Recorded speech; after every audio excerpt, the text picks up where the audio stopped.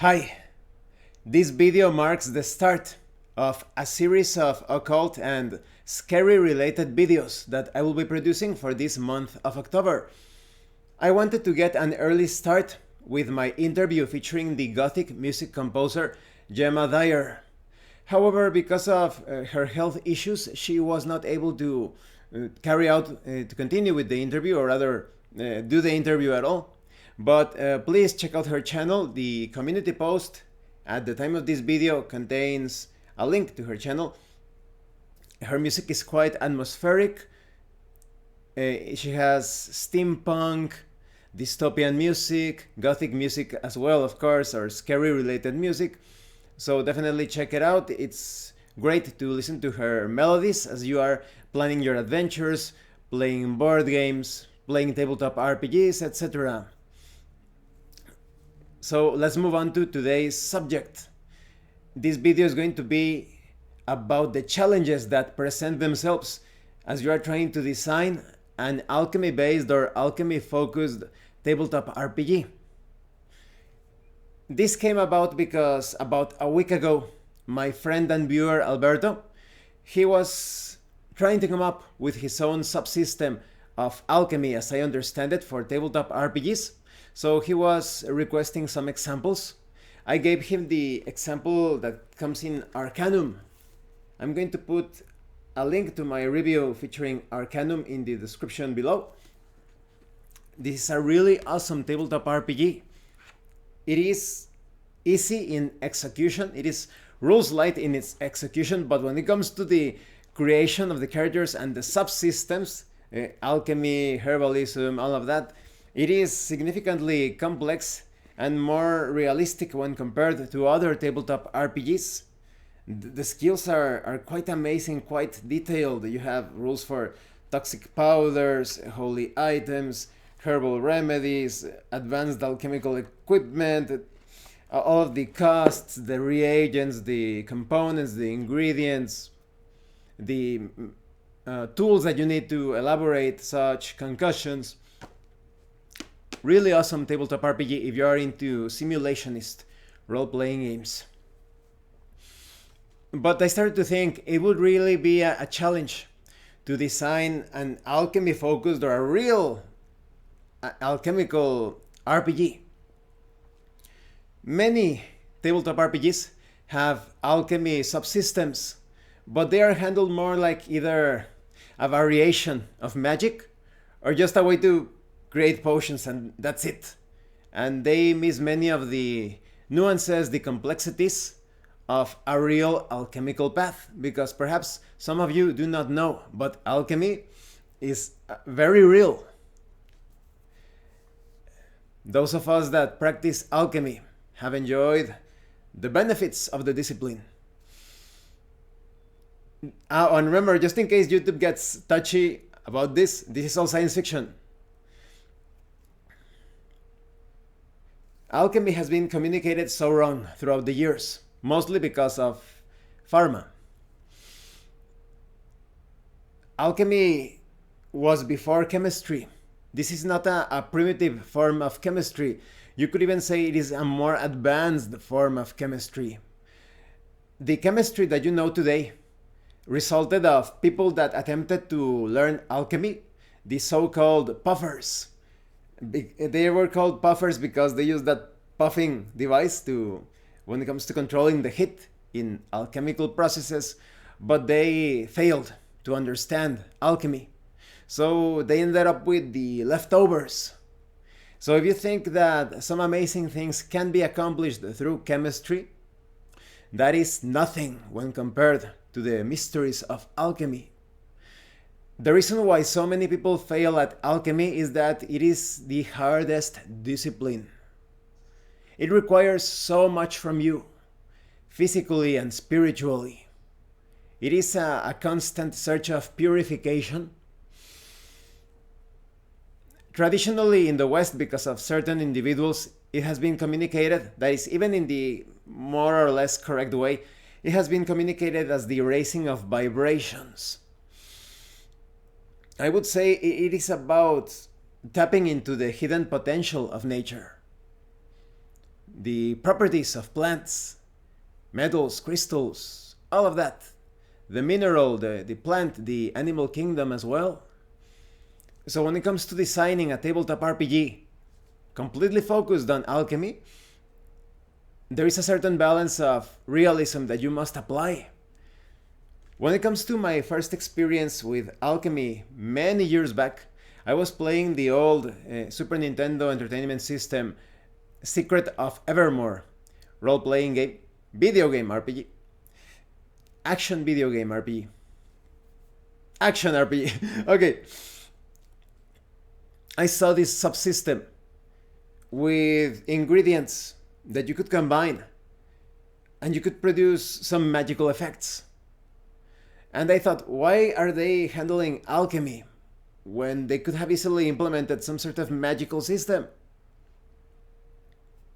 There's no reason why.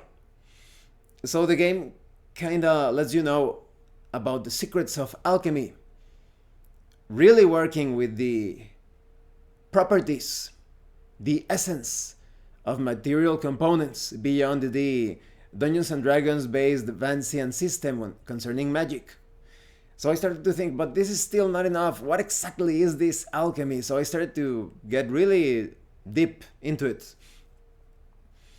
And so the mysteries, little by little, they started to unravel before my eyes. When it comes to designing a tabletop RPG based on alchemy, I would highly recommend that it should be designed by an alchemist. Just like, for example, in the tabletop RPG Fight to Survive, which is designed by James Kerr. He is an experienced martial artist, so when compared to other martial arts RPGs, it is a cut above the rest when it comes to the understanding of martial arts, the damage that your body and your mind can take during certain confrontations. So when it comes to an alchemy-focused RPG, you really need an alchemist to design such a game. So that's the first challenge. There are very few in current times that practice alchemy. And of those few, a lot of them cannot make it past many thresholds. So that will be the first challenge. You will need an alchemist to design this sort of thing, sort of game. Concerning classes and archetypes, it is also quite complex because as you take on alchemy, you will realize that you have to become quite experienced in both the experiments concerning the plant realm and the mineral realm and the animal realm. You need to take on the three of them. You can stick to a single one, but your development would be incomplete. So when it comes to the classes and archetypes, if you are planning to handle things via character creation system, point by point distribution, there would be some overlapping. Even if perhaps you want to handle 3 classes or 3 archetypical paths. Maybe you have the plant alchemist and the mineral alchemist and the animal alchemist. There would still be some skills, some processes, some procedures that would make their way into perhaps 2 or 3 of the paths. So even if you have an alchemist that specializes in working with plants, the very nature of alchemy would require for him or her to make a jump into the mineral realm, coming up with some substances that of course have metals in them. Now just a small pause. When it comes to the benefits of alchemy, learning alchemy is extremely slow, and the development of certain things are quite slow. The development is quite slow, but there are also some things that you can employ immediately that could take 15 minutes in order to heal the untreatable. And remember, this is all science fiction, but as a practitioner, as a 41-year-old guy in science fiction, it's been about 20 years since I have gone to a good doctor, not the mainstream doctors, to a good doctor. For about 20 years, I've been enjoying the benefits of alchemy. So when it comes to the tabletop RPG alchemical experience, you would need a mix of skills and processes, abilities that will give you short-term effects, like something immediately, your typical healing potion, or your potion of strength, or perhaps you want to transform your body in some way. But for the grander effects, you would require many years. And there could be some effects related to those long processes, some modifications to your attributes. So let's say that your character is quite charismatic, high charisma, or whatever attribute that you are handling in your RPG.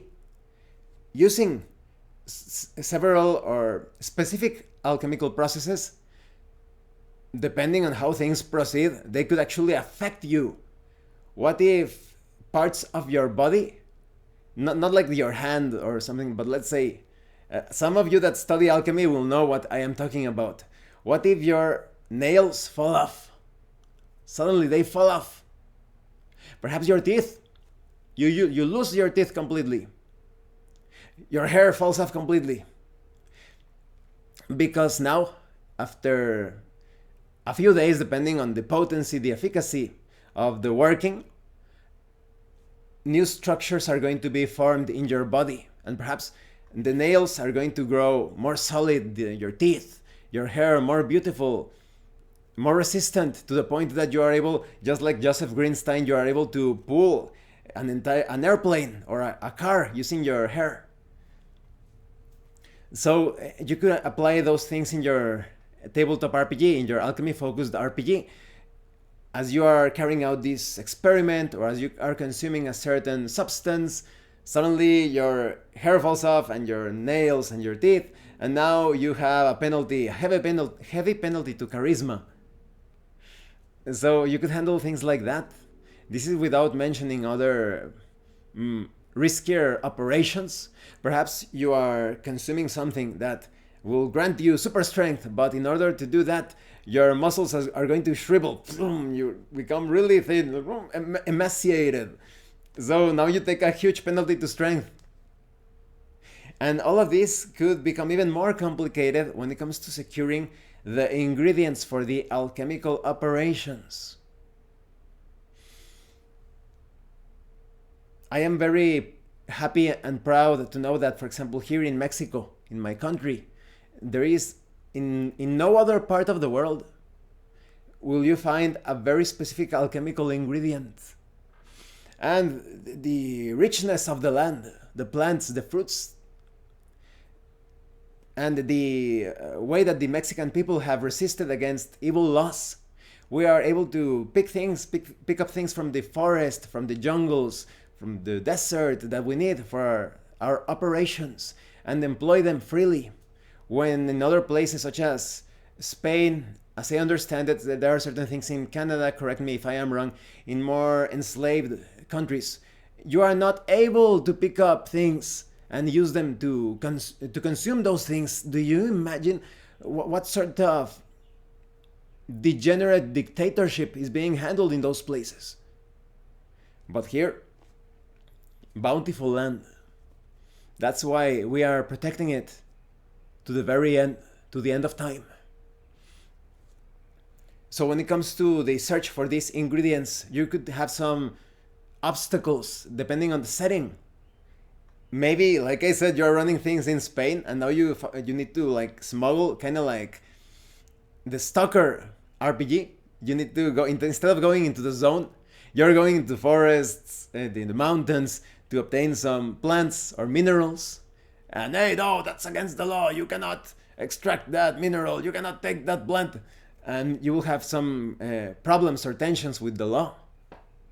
That's a very exciting way of handling things.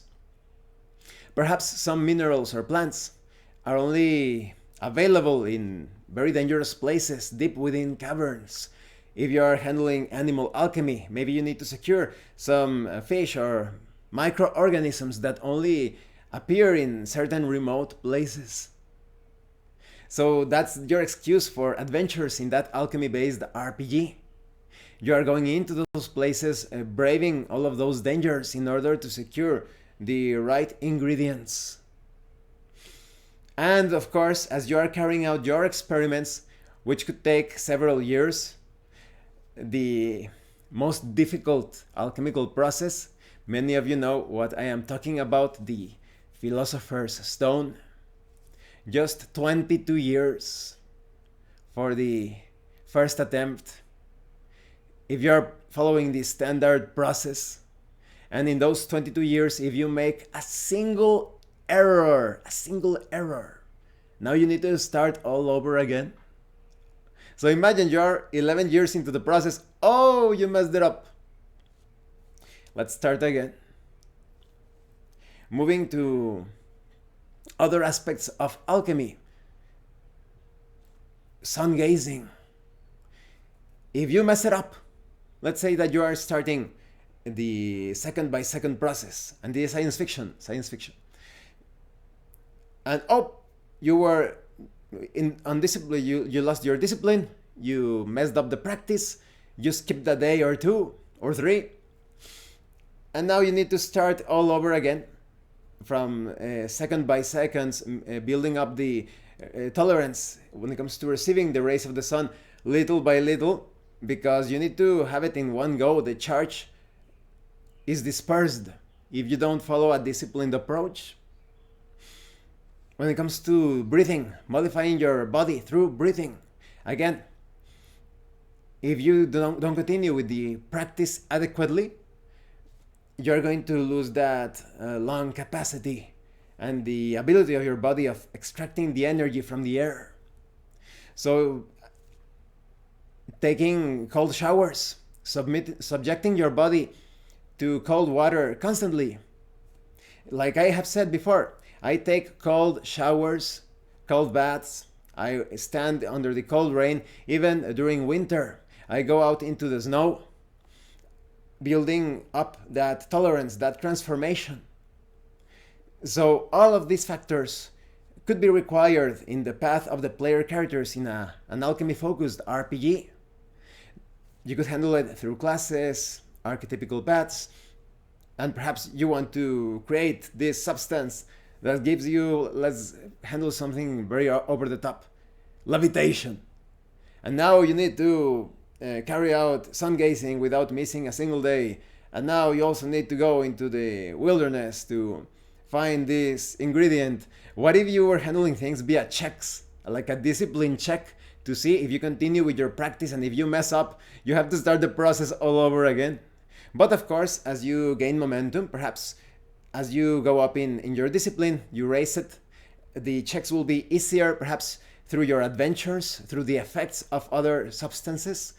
Perhaps you created some sort of tincture that gives you a chance of being more efficient when it comes to modifying your body through the energies of the sun, through breathing, through the consuming other things. Now you have perhaps some sort of meta currency to reroll those checks, and that way you won't be messing up all the time when it comes to making your discipline rolls to see if you continue with the practice. And of course, you could also highlight the dangers of drugs, like, typical pot and well, I don't know if YouTube could get good stingy. Typical drugs, okay? Typical drugs that mess up your mind and your body. If your character was affected by any of those substances, now perhaps you de-level, you lose levels of experience, your intelligence goes down, of course. There are just so many factors, you see, so many challenges related to alchemy, including the food that you eat. A lot of you already know, I am vegan. I have been spending like 9 or 10 years without consuming meat, but about 4 years now. 4 years that I have stopped all animal protein whatsoever. And look at me, come on! healthy as you can be, as you can get. And you don't need to pump yourself up with steroids and all of that. Those things are harmful for your organs. They are always hiding the fact that many of those people that appear in movies, the bodybuilders, they have an entire medical team behind them to fix their messed up organs. You can see the problems. I recently, about 2 weeks ago, I think, posted a video. Just search here on YouTube the dangers of the steroids and other performance enhancing substances. They mess up your mind and your body in the long term, in the long run. It's going to mess you up.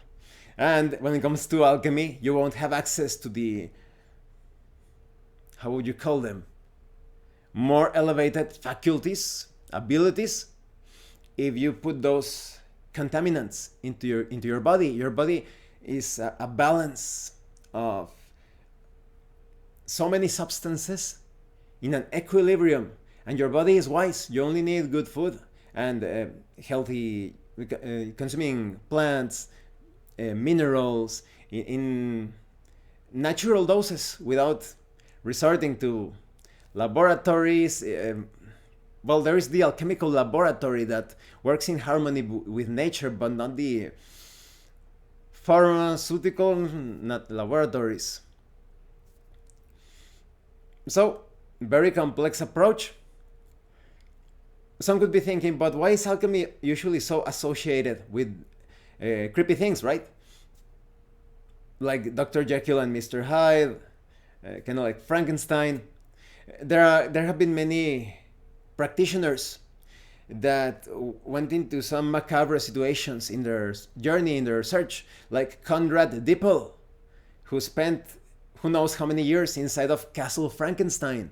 This is no joke. There is actually a Castle Frankenstein. And they said, of course, he was the only one who would be able to confirm this, but they said that he carried out experiments with the corpses that he found in the catacombs within the castle.